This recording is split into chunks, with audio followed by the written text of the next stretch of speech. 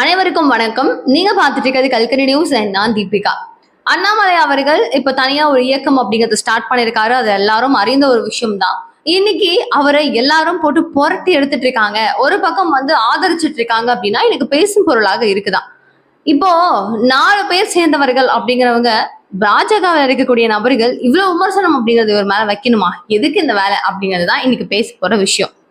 தமிழிசை சவுந்தரராஜன் அவர்கள் ரொம்ப பிராங்கா இதுக்கு முன்னாடி எல்லாம் அண்ணாமலை அவர்கள் மேல ஏதாவது ஒரு கருத்து வேறுபாடு அப்படிங்கிறது இருந்திருந்தாலும் கூட இந்த அளவுக்கு பிராங்கா கட்சிக்குள்ள இருக்கும் போது பேசியிருக்க முடியுமா அப்படின்னு கேட்டீங்கன்னா கிடையவே கிடையாது. ஆனா இன்றைய தேதிக்கு அவங்களால ஈஸியா ரொம்ப ரொம்ப ஈஸியா வாய்க்கு வந்தபடி பேச முடியுது. அவங்க என்ன சொல்றாங்க தெரியுமா? அண்ணாமலை அவர்களுடைய இயக்கத்துல தொடர்ச்சியாக பல நபர்கள் அப்படிங்கிறவங்க போய் சேர்ந்துகிட்டே இருக்காங்க. இதை பத்தி எப்படி இருக்கும், இதை பத்தி என்ன நினைக்கிறீங்க அப்படின்னும் போது இந்த இயக்கத்துல இருந்து அந்த இயக்கத்துக்கு போய் சேர்றவங்க எல்லாம், அதாவது பாஜக அப்படிங்கிற அந்த கட்சியை விட்டு அந்த இயக்கத்துக்கு போய் சேர்றவங்க எல்லாருமே சுயநலவாதிகளாமா. எப்படி சுயநலவாதிகள்? ஆனா இவங்க எல்லாருமே மீதி இருக்கிற நாங்க பாஜகவில் இருக்கிற நாங்க எல்லாருமே பொதுநலவாதிகள் அப்படிங்கிறாங்க. புரியுதா உங்களுக்கு? இது எந்த விதத்தில் சரியான ஒரு ஹெல்தியான ஒரு கன்வர்சேஷனா இருக்கும் அப்படிங்கறத யோசிச்சு பாருங்க. சுயநலவாதம் யாரு, பொதுநலவாதி யாருங்க? மயிலாப்பூர் தொகுதி உங்களுக்கு எனக்கு இதுதாங்க வேணும் அப்படின்னு சொல்லி கேட்டு வாங்கி நீங்க இந்த இடத்துல வாங்கிக்கிட்டீங்க. பாஜக அதிமுக கிட்ட முக்கியமான நான் சொன்ன அந்த 4 நபர்களும் உங்களுக்கு எந்த தொகுதியில இருந்தா நல்லா கம்ஃபர்டபுளோ, எந்த தொகுதியில் நீங்க ஓரளவுக்கு அப்படி இப்படின்னு நினைக்கிறீங்களோ அந்த தொகுதிகளை கேட்டு வாங்கிட்டீங்க. மீதி எல்லாருக்கும் அதே மாதிரி தான் கிடைச்சிச்சா? மீதி இருக்கிற வேட்பாளர்கள்லாம் அதே தொகுதிகள்ல நாங்க நினைச்ச மாதிரியேங்க அப்படின்னு நினைச்சு நின்னாங்களா? இல்லவே இல்ல. தென்சென்னை தொகுதிகள் எல்லாம் எஸ்ஜி சூர்யா அவர்கள் கிட்டத்தட்ட 2 வருடமா களப்பணி அப்படிங்கிறது ரொம்ப தீவிரமா எப்படியே ரொம்ப ரொம்ப தீவிரமா செய்து வந்துட்டு இருந்தாருங்க. 2 வருஷம் அந்த இடத்துல ஆளுநரா இருந்தாங்க. அவங்க இருந்துட்டு இல்லைங்க போதும் அப்படின்னு சொல்லிட்டு ராஜினாமா செய்துட்டு வராங்க. வந்துட்டு எடுத்தவொடனே எனக்கு இந்த தொகுதிக்கு தான் நான் வேணும் அப்படின்னு சொல்லிட்டு தென்சென்னையில ஆல்ரெடி ஒர்க் பண்ண பர்சன் யாரு, அந்த இடம் தான் வேணும்னு சொல்லி வாங்கினது யாரு? தமிழிசை சவுந்தரராஜன் அவர்கள் வாங்கினாங்களா இல்லையா? இங்கே சுயநலம் அப்படிங்கிறது தெரியலையா? பொதுநலம் மட்டும்தான் தெரிஞ்சுதா? அந்த இடத்துல இப்ப எஸ்டி சூர்யா அவர்களோட நிலைமை என்ன சொல்லுங்க, யோசிச்சு சொல்லுங்க. நீங்க பாக்குறவங்களே சொல்லுங்க. சுயநலவாதி அப்படிங்கிற அந்த வார்த்தைக்கு யாருக்கு எங்க போய் அர்த்தம் தேடணுன்றது தெரியல. அண்ணாமலை அவர்களை இவ்வளவு விமர்சனம் அப்படிங்கறது வைக்கிறாங்க. காலம் அனைத்திற்கும் பதில் சொல்லும் அப்படிங்கிறது தான் ஒரே ஒரு விஷயம் நான் சொல்ல விரும்புறது. தொடர்ச்சியாக பாஜகவில் இருக்கக்கூடிய முக்கியமான தலைவர்கள் 1 2 3 எல்லாம் கிடையாது, முக்கியமான பல நபர்கள் என்ன பண்றாங்க, டப்புன்னு வீத லீடர்ஸ் அப்படிங்கிற இந்த இயக்கத்துல அண்ணாமலை அவர்கள் கிட்ட போயிட்டு சேர்றாங்க. அதுல முக்கியமான நபர்கள் அப்படின்னு சொல்லி பாத்தீங்கன்னா பாஜகவினுடைய, அதாவது தமிழக பாஜகவினுடைய மாநில செய்தி தொடர்பாளராக இருக்கக்கூடிய ஸ்ரீகாந்த் கருணாஸ் அவர்கள் பிஜேபியில இருந்து அடிப்படை உறுப்பினர் பதவி கூட எனக்கு வேண்டாம் அப்படின்னு சொல்லிட்டு ரிசைன் பண்ணிட்டு அண்ணாமலை அவர்களுடைய இயக்கத்துல ஜாயின் பண்ணிருக்கிறாரு. இவர் ஒரு எக்ஸாம்பிள் செட்பேக்கா இவங்க எல்லாம் இருக்கிறாங்க. இந்த நான் சொல்லக்கூடிய ஆட்கள்லாம் இருக்கிறாங்க. பட் யோசிச்சு பாருங்க, இவ்வளவு பெரிய ஒரு பட்டாளம் ஒரு சில தினங்கள்ல, ஒரு 4-5 தினங்கள்ல 17 லட்சம் அப்படிங்கிறது சாதாரணமான ஒரு விஷயமா? இல்ல இதே மாதிரி இப்ப நான் தமிழிசை சவுந்தரராஜன் அவர்கள் நான் போய் ஒரு கட்சி ஆரம்பிக்கிறேன் அப்படின்னு சொல்லி போறாங்க. எத்தனை பேர் வராங்கன்னு பாக்கலாமா? நயினார் அவர்கள் போறாரு, எத்தனை பேர் வராங்கன்னு பாக்கலாமா? இல்ல சொல்றேன், பாக்கலாமா? நடக்காதுங்க. போய் கட்சி அவங்க ஆரம்பிக்க மாட்டாங்க. அப்படி ஆரம்பிச்சாலும் யாரும் சேர மாட்டாங்க. உங்களுக்குன்னா அப்படி இப்படி இருக்கிற தொண்டர்களை கூட நீங்க ஈஸியா விட்டு கொடுத்துருவீங்க. அவங்க எல்லாரும் என்ன பண்ணுவாங்க, யார் பெஸ்ட் அப்படிங்கிறத பார்த்துட்டு அவங்களோட இயக்கத்துக்கு மாறிட்டு இருக்காங்க. இல்ல யாரையும் குறை சொல்றதுக்கு இல்லை அப்படிங்கிறது தான் என்னுடைய ஒரு தாழ்வான ஒரு விஷயம். ஸோ இந்த ஃபவுண்டேஷன்ல வேற யாரெல்லாம் போயிருக்காங்க அப்படின்னு பாத்தீங்கன்னா முக்கிய நிர்வாகிகள், எஸ்டி பிரிவு மாநில தலைவரா இருக்கக்கூடிய சுமதி அவர்கள் மூவ் ஆயிருக்கிறாங்க, ராஜினாமா செய்திருக்கிறாங்க அவங்க பதவியில இருந்து. கோவை வடக்குல இருந்து கிட்டத்தட்ட முக்கியமான நிர்வாகிகள் அப்படின்னு சொல்லக்கூடிய 150 நிர்வாகிகள் அப்படியே பல்ஜா போய் என்ன பண்ணிட்டாங்க, அப்படியே போய் டபக்குன்னு ராஜினாமா செய்துட்டு வீத லீடர்ஸ் ஃபவுண்டேஷன்ல போயிட்டு ஜாயின் பண்ணிட்டாங்க. பொருளாதார பிரிவு மேகநாதன் அப்படிங்கிற இந்த நபர் என்ன பண்றாரு, தமிழக பாஜக பொருளாளரா இருக்கிறாரு. இவரும் என்ன பண்ணிட்டாரு, ரிசைன் பண்ணிட்டாரு. திருச்சியில ஒரு பெரிய அளவுல மீட்டிங்கை வச்சு பாஜக இதை பத்தி கிழிச்சிருக்கு.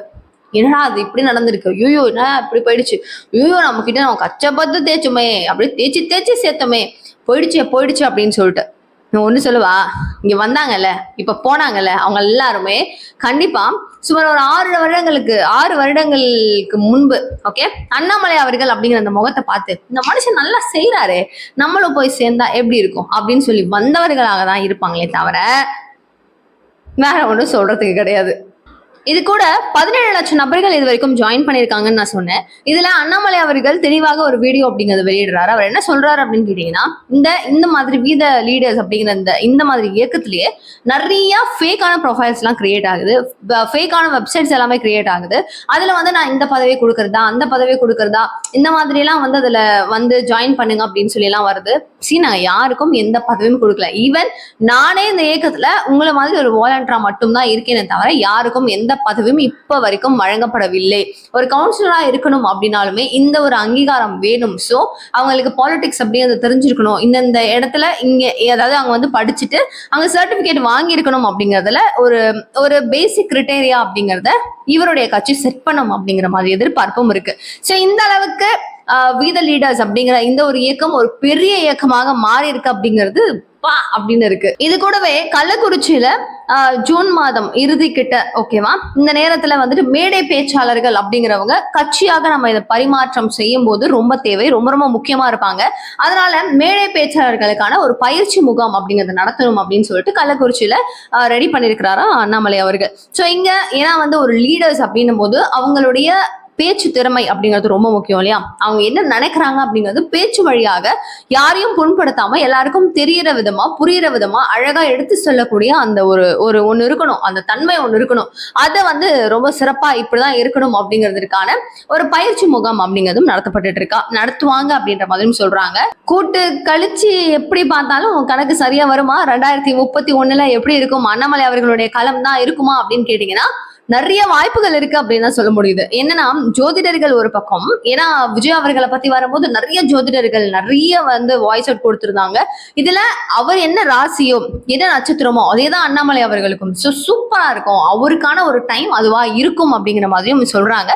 எல்லாமே வந்து பாத்தீங்கன்னா இவருடைய 5 வருட பணிகள் எப்படி இருக்கு அப்படிங்கிறத பார்த்துட்டு மக்கள் அடுத்த ஒரு முடிவு, இந்த திமுகவா தீபிகா சொல்றேன், டிஎம்கேவை வந்து சூஸ் பண்ணுவாங்கன்னு சொல்றியா, அதிமுகவான்னு கேட்டீங்கன்னா மக்களுடைய மாற்றங்கள் அப்படிங்கிறது மாறிக்கிட்டே இருக்கும். இன்னைக்கு இந்த கட்சியில் இருக்கிறவர்கள் நாளைக்கு இருப்பாங்களா அப்படிங்கிறது நம்மளுக்கு தெரியாது இல்லையா? நான் இந்த போறேன் அப்படின்னு சொல்லிட்டு கூட வேற கட்சிக்கு மாற்றார் கட்சிகள் மாறலாம். சோ இவங்க இந்த கட்சி அப்படின்னு நம்ம பேசல. ஈவன் சொல்றாங்க திமுக வந்து பாஜக கூட இணையத்துக்கான சான்சஸ் அதிகமா இருக்கு அப்படின்னு சொல்றாங்க. சோ இந்த மாதிரி பல அலைகள், குழப்பமான ஒரு அலைகள் வீசும் நேரத்துல 2031 சிஎம்மா இவர் உட்கார்வாரு, வாய்ப்புகள் அதிகம் அப்படிங்கிறதும் சொல்றாங்க. என்ன காரணம்னு கேட்டீங்கன்னா திமுக என்ன பண்ணாங்க, தமிழக வெற்றி கழகத்தை விமர்சனம் மேல விமர்சனம். இந்த கட்சிலாம் சும்மா கட்சிப்பா, அவங்க எல்லாம் வந்து அவர் ஒரு சீட்டு ஜெயிக்கிறாரா பாருன்னு சொன்னவரை ஏங்க 108 சீட்டை ஜெயிச்சு போயிட்டு இப்ப உட்காந்துட்டாரு, சிஎம் பதவியில உட்கார்ந்துட்டு இருக்கிறார் விஜய் அவர்கள்.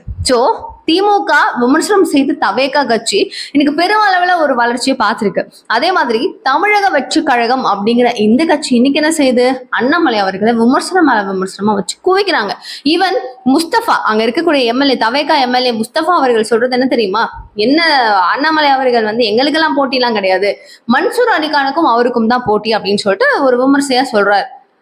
இதே மாதிரி உங்களை விமர்சனம் செய்தவர்கள் இன்னைக்கு நீங்க எல்லாரும் போயிட்டு சூப்பரான பிளேஸ்ல உட்காந்துருக்கீங்க, நாளைக்கு இங்க விமர்சனம் செய்யறவங்க மேபி இவரும் வந்து உட்கார்றதுக்கு வாய்ப்பு இருக்கு. யோசிச்சுக்கோங்க, பாத்துக்கோங்க, பார்க்கலாம் என்ன நடக்கும் அப்படிங்கறத. நீங்க என்ன நினைக்கிறீங்க அப்படிங்கிற உங்களுடைய கருத்துக்களை மறக்காம கீழே கமெண்ட் பாக்ஸ் சொல்லுங்க. தேங்க்யூ சோ மச் ஃபார் வாட்சிங் திஸ் வீடியோ. பாய்.